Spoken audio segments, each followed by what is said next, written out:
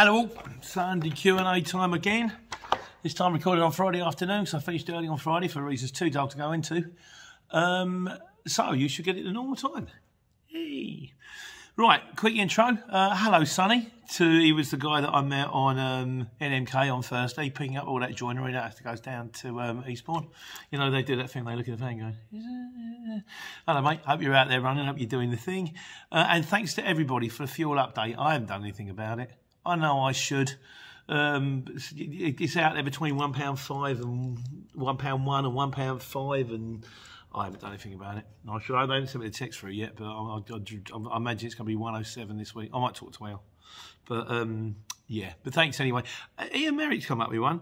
He said like the apple green branded site should be £1 per litre. He said, I'm in talks with suppliers negotiating additional discount for the 5,300 members of the Facebook Same Day Couriers, not the exchange group. So apparently there is a Facebook Same Day Couriers group out there with 5,000 members on it. So if you guys are about a part of that, I think your man Ian is trying to, like, you know, get you a bit cheaper fuel, which will be a wonderful thing, like, you know. He says, for the last few weeks, I played them off against each other, telling them honestly what my lowest price was, but it wasn't long before they lost interest and just said, you've got our best price.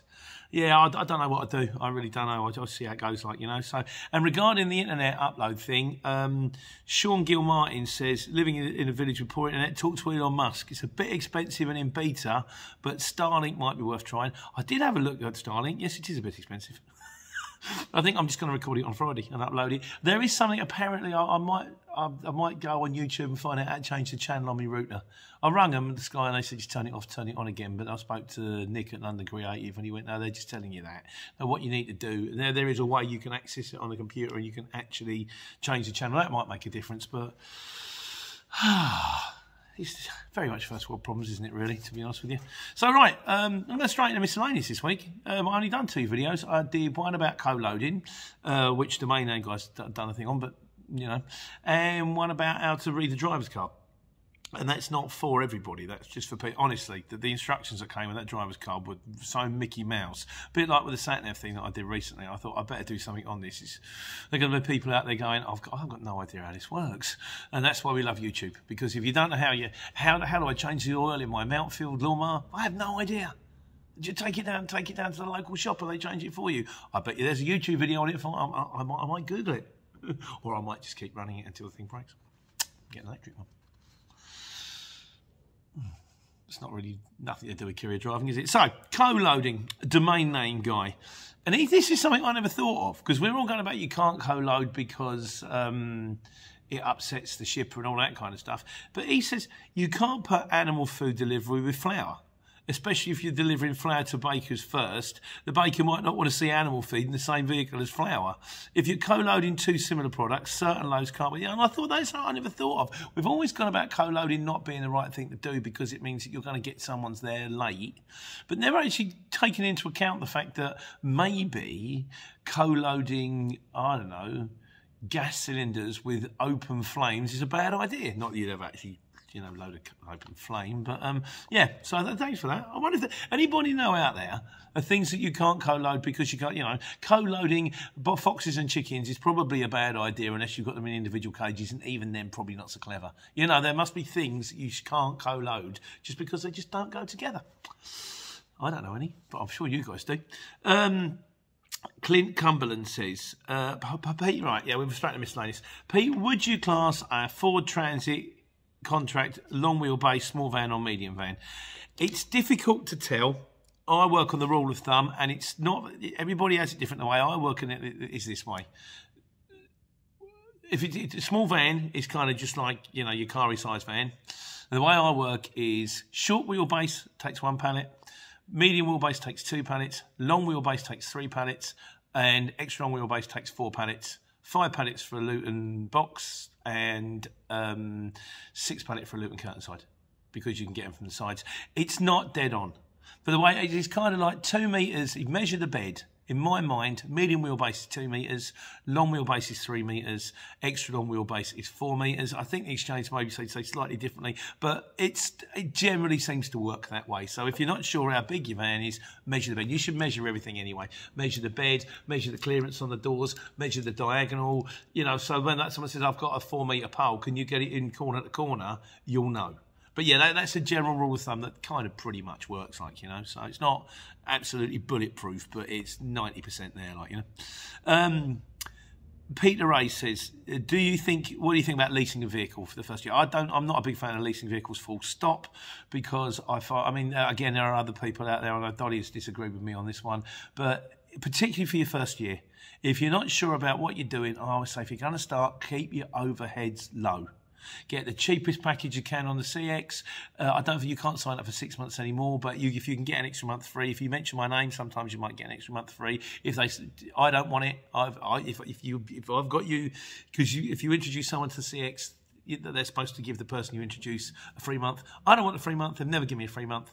You take it, please, if you can. But as for leasing a vehicle, I wouldn't. I would buy the cheap. Well, the best van you can afford with the money that you've got, and if you want to change it, sell it and buy another one. That's just my personal opinion. Other people may disagree with me, but I'm just not a big fan of leasing, because by the time you've done the money on your CX subscription, and you've done the money on the lease, and you've done the money on the insurance, and you've done the money on the diesel, there ain't that much left. So I would, if you can get yourself a tidy van that you can buy reasonably inexpensively, that would be my recommendation on that one. Shahad Asif says he's new on the CX. You know what? He said, how do I know when the quote is accepted? Now, that to some people might be a daft question, but actually I don't think it is. I'm going to do a video on that. Well, weirdly enough, the job that I got booked, I've got a job booked for Friday morning, and I rung them. It's one of the firms out there. It's one of a few firms, actually, that say no e-quotes on phone calls only, which most people are e-quotes only now. And I rang a guy up, and he said, I'll give him the quote, only when I'll send it through. And I actually had to turn around to him and went, have I won it then?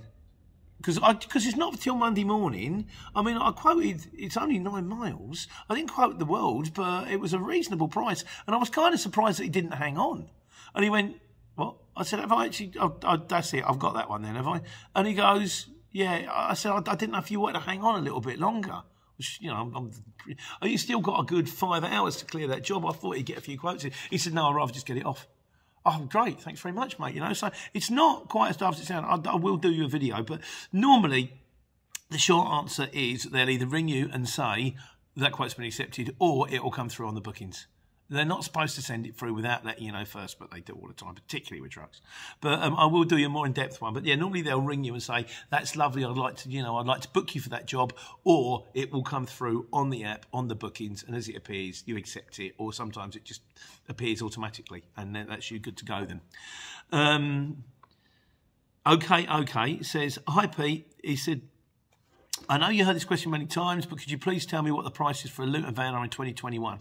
Can't find the info anywhere. I found prices from 2018. I believe these prices are already outdated.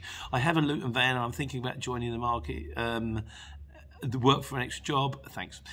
No, they're not outdated. The truth of the matter is things haven't changed since I started.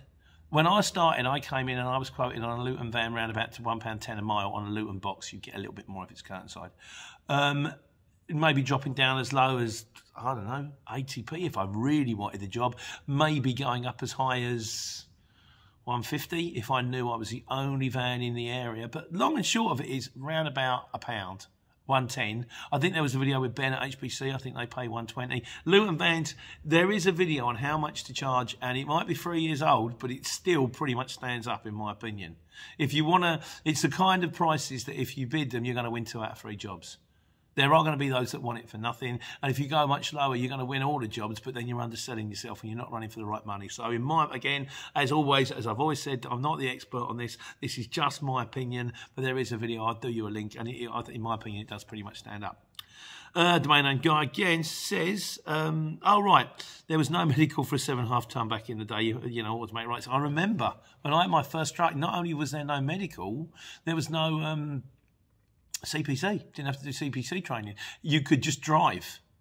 you know, you could drive anything up to 7.5 tonne because I just went and bought a truck and drove it. You needed the operator's licence. That's the only thing. I think, as far as I know, you've always needed an operator's licence, and that was the drag. But times have changed now. Fortunately, apparently, my medical I have to take every 5 years just to make sure I drive a truck. You have to make sure you're fit, and the CPC training you have to do every 5 years. And yeah, that's kind of it. So, but yeah, I remember, mate, the good old days. Chris C says, hi Pete, yeah, my van. Oh yeah, now we've gone on to semi-automatics because I'm thinking about buying a semi-automatic. There's one out there. And he says, my van is semi-automatic. You put it in D to drive and then you can knock it left or right to change gear up and down manually. Never used it except once when I knocked it by accident. And Godzilla says, semi-automatic means you can bang through the box and be in control. Reality is hardly ever used. He said, once in a while, you may decide the weight carries a certain gear, so you keep it in third to rev out getting up a hill to keep the momentum. As you can imagine, what happens next to never happens.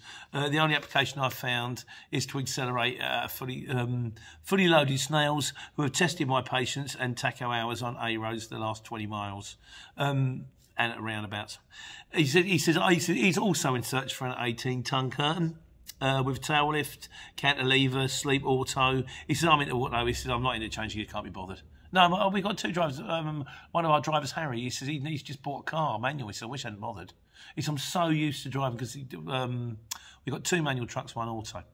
And he's in the auto, and he said, I just put it in drive and go. And the one thing I have noticed also, my foot starts to ache, my left foot starts to ache. And it's because it's on that clutch all the time, so I ain't getting no younger. And I'm wondering, do I want an auto? I don't like them, I still prefer the gears. I spend so much time on the motorway, but then again, changing gears around town quite fun. Motorway, I'm in cruise control anyway, just click. So, but yeah, I still don't know. And finally, Steve Campbell, he says on the semi-auto thing again, he says if it's got the clicky down thing, it's still an auto with D1, 2, and 3 on the selector. It's not semi-auto. He said he's got a Mercedes R-Cross 2545. They're them big motors. They're lovely. And he said the wife's got an auto box as well. He says you can't change the gears with the gear selector. All you're doing is locking the transmission into certain gears to aid it driving, you know, like in slippery conditions if you're in ice and snow. He says you can select gear 1 and lock it to gear 1 to keep your speed down, prevent it sliding if you're going down hills, that kind of thing.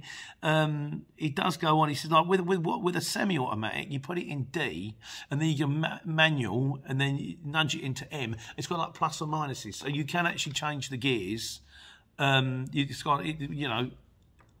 You can actually change the gears without the clutch, without having to put the foot down the clutch. He said if it's a DAF, it's a semi-auto. There'll probably be a stick on the what do you call it?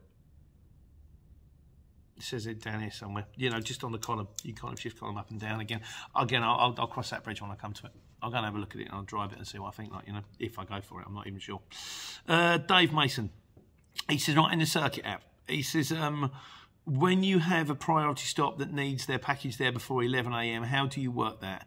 Basically hit normal stop and then put your start time at 11 AM, or do you hit ASAP?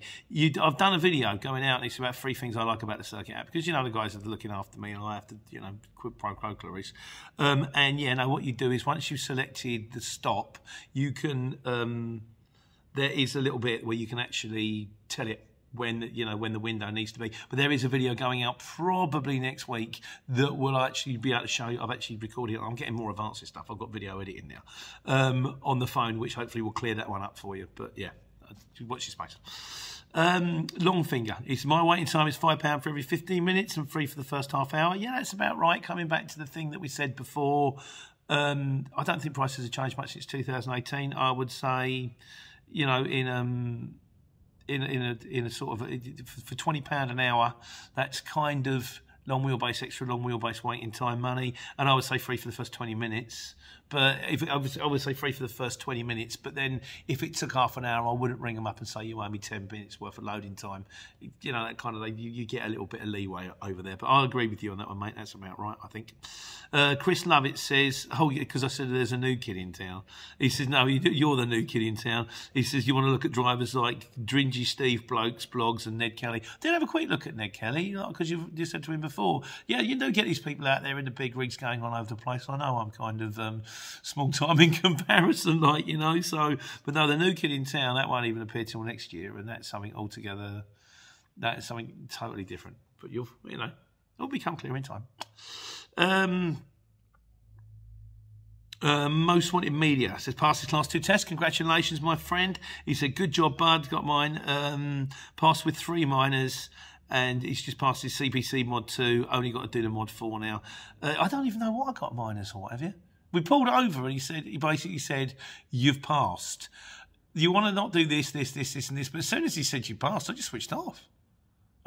You've got to drive the thing on test anyway, and we all know it. You drive the way to prove the way that the examiner that you can drive to pass your test. It's not the way I drive on a normal basis. I don't put my handbrake every time I come to a stop. You know, I just sort of when I'm on the flat, I just put my foot brake on, and I just know there are certain things that I had to do in my test. You know, I've come to a stop, I've got to put my handbrake on. Now it's going to take me longer to pull out. I wouldn't do that normally, but yeah. So he told me that I'd done various bits wrong, and I thought, yeah, I know. Don't care, still passed. Gillison said, oh, because he's had a look at, he said the Van Gogh Exchange. He said, not coming up. I'm in East London in a van getting ready to roll. And he was, no, the Van Gogh Exchange didn't work, mate. And it's an overdue video, which I said I would do for RPAD, on why subcontracting on the exchange doesn't work and is actually a really bad idea. Because we tried it in the beginning when I was naive and didn't know any better, and it just didn't work out. So no, the Van Gogh Exchange kind of, it was a very short-lived thing that came and went, and it's not good for drivers, and it's not good for shippers, it's just not good and it's not good for other members on the exchange. So I will do a video explaining why it's a really bad idea. Stop anyone else making the mistake that I made.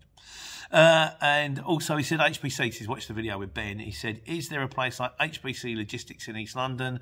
He said that, you know, I'll be a driver soon, I'm looking to join firms like this. No, there isn't. I mean, HBC they are one of the good ones out there. There's nothing stopping you joining them there. Just because you're in East London, I mean, they will still post jobs on the exchange like normal, but you can still join them. Just because they're in East London doesn't mean that they won't have jobs going in to East London or from East London. Wouldn't stop you joining them. I'd still give them a ring. T says, because we were on about tacos, aren't we? He says there's talk about tacos for taxis too. I think this is one thing that we're just going to have to, I've said this before, we're just going to have to cross this bridge when we come to it. Tacos in vans, tacos out. I've got a taco in mine. Whether you guys will get them in the smaller vehicles in time remains to be seen. But again, I think we'll worry about that one later. Just in the meantime, just keep going, get your head down, get some money together, and then it does mean you've got to buy a taco van. You'll have some dough, won't you? Christian Morgan says, he says, no, I'm not sure. He says you can have up to 70 points on your, if the situation is to do with points on your licence, if the situation is important enough. I know someone with 45 points. His boss went to court and pleaded for him to keep his licence because he couldn't do the job because he'd lose his job if he couldn't drive. The way I saw it, you used to be able to get up to 12 points. But then now, because they let you do the course, and the course is worth 3 points, you now can get up to, is it 8 points? You go over 8 points, you lose your licence. So you can you really can get like 3-speed cameras, 4-speed. The old days it was kind of 4, wasn't it? You get 3 points for everything. Some of them you get more for, but it was kind of that way. I do know, because it happened to me, you can go and plead for unnecessary hardship. Because I had 10 points on my licence due to something I did as a child, which was very unfortunate. I mean, I was, 20? No, I started older than that, 20... I was around about 25. A bit younger than that, maybe. And then, with the old BMW, the one that had the semi-automatic that I bought off my father-in-law, I was in Wembley in IKEA, and the radiator went, and I was driving home, and the radiator went. And so I decided to go on, because there was we had a young baby at the time. Molly was the young baby at the time. And I wanted to try and get, and she was crying, she was hungry. And I was going to try and get to the petrol station. So I drove down a hard shoulder while there was a traffic jam to get to the petrol station. I got followed by a police car and he pulled me over. And they gave me 3 points for driving down the hard shoulder. And I went, you do know I've broken down. There is steam coming out the front of my car, and we have a small baby in the front. And he kind of went, those are the rules. And then told me that what I needed to do at that point was to drive down a hard shoulder and get to a petrol station. Thanks, mate. But no, I had 10 points, and that was going to give me another 3, which gave me 13. But because I was market trader and I drove for a living, I went to court and pleaded unnecessary hardship, and I ended up with 13 points on my licence and a fine. But then, obviously, then time went by and they all faded off, like, you know. So, no, you can do that. You can plead unnecessary hardship. If you turn around and say, I drive for a living, it's not like I've got to get the bus. I lose my job, and as a result of which I lose my house, and my family's going to be out in the streets, and you can plead this, and they'll let you out. I think you can plead it once every 3 years. But those were the rules, like I say, this is a lifetime ago. This is like 25 years ago. The wise guys out there that know better than me, please let me know if I got that one wrong, or just how far I've got it wrong, because most of the stuff I talk about on this channel is wrong, or at least wildly inaccurate. So bear that in mind. Carl Driscoll says, Pete, this might be a silly question, but if you have 2 drops, do you do it twice on the last drop? So that's to do with when you close the app down. It depends. Some people have got like the beta version where you can have up to 10 drops and you get this complete stop, complete stop, complete stop. And some people have got like the old version where you just stop at the end. The truth of the matter is you'll notice if you've got the beta version because it will look different.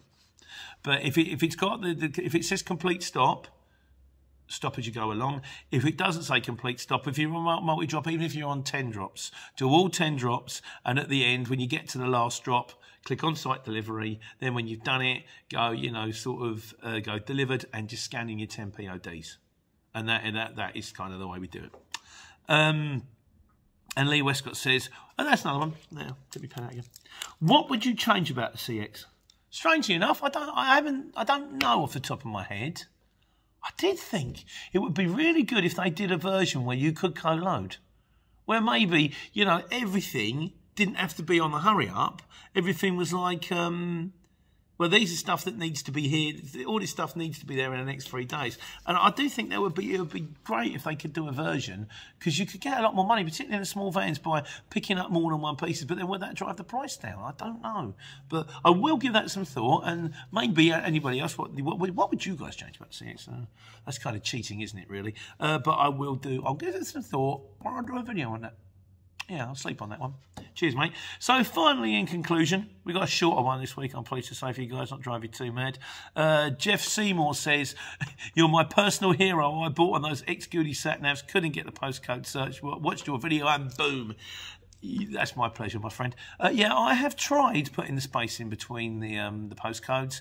Still proved to be a pain. And in the end, I've just got, nope, I'm just going to click change. Just click change, and then it works. So change area, change, that's fine. Town centre, yeah, that's fine. But I am still using it. I end up having postcode wars. The 2 apps seem to fight each other. But again, it will become more of an issue when I get in the 18-ton, because then I am going to have to pay more attention to the truck sat nav. At the moment, Waze might send most places in a 7.5-ton, you can pretty much go. So a lot of the red circles, no vehicles bigger than 7.5 tonne except for access. Well, I'm not bigger than 7.5 tonne, so I can't go down there, so it's not a problem. T, on the best tip he ever had, because we had one on tips, he said he was delivering plasterboard around Liverpool in a wagon with a Moffat on the back, and this car pulls up and he says, mate, can you help us? I've had a delivery of roof tiles. They can't get the out into the property because there's a tree, so they've left them on the road. He said, I'm 5 minutes away, I'll sort you out. So he's gone round. It was 10 minutes away, and it was 12 pallets of tiles. But he said, I put the tiles out of sight of the road, near the ladders, close to the ladders as he could for the boys. He said, it took me about 10, 15 minutes. Geezer turns around and says, mate, I couldn't have asked for a better job, and gave him a £100. 100 quid. That's not a bad tip, is it? So I ran back to my wagon and got out of there before he could change his mind. Well, mate, if you've done the job, you know, but that is a nice tip. Not many people are going to weigh you in with a ton, are they? Really, that's lovely. And finally, Steve Campbell, the nefarious man amongst us, he says, you know, because we've gone about your fuel prices. He said, I used to get really cheap fuel back in the day when I was dodging. He'd get a pack of black, white and yellow rolls of insulation tape, then drive till he was almost at the petrol station, and then be creative with his number plate, changing the L to an E or the 0 to an 8, which is pretty basic when you've got these things. He said, I would delete the carrot or delete the carrot's number plate or make up new ones. 15 to 25 tanks of fuel for a pack of tape and a pair of scissors. He says, I only got caught once and was nearly caught once in Northampton services as a police car came in as he was filling up. Mate, stop! Don't do these things, you know, it's not good. Anyhow, That's it. It's only Q&A session. I'm going to upload it in nice and plenty of time. Out there again next week. Take care. Take money.